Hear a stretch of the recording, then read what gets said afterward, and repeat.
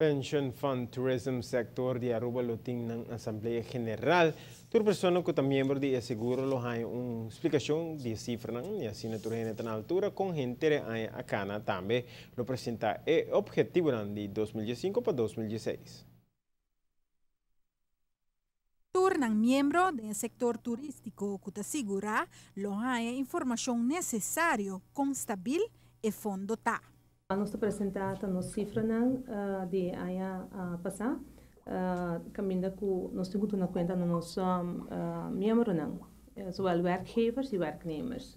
Nós vai ter nosso chairman inana, que é o senhor Josela Clay, conjuntamente também com os board members são, pessoas que agora discharge no momento que a cifra não vai apresentar. Tem diferente informação que lo bindilante, principalmente onda que a invertir do projeto. Nós vamos apresentar seguro a Jan Fleming, com Leo nós está com ele, kami é membro na PUA com a placa Word Invertir. Nós vamos também apresentar nossa inversão com nós está bezig com nós. Nós vamos launch nosso website novo de PFDSA.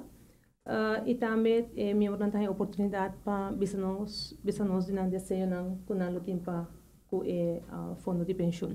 Ta conheci que o setor turístico tem várias nacionalidades que trabalham também bem-estar ta segurar.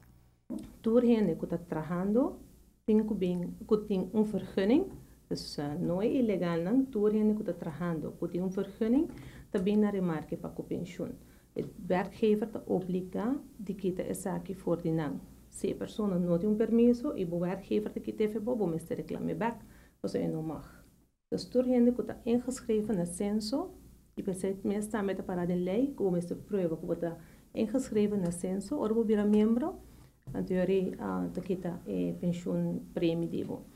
E a pessoa não que está bij back na país, of eigenlijk Rubiano não que emigreer, ele é bezig com depois de 3 anos que beschrijft uit die censo, e agora é pas por pedir por placa de pensão back.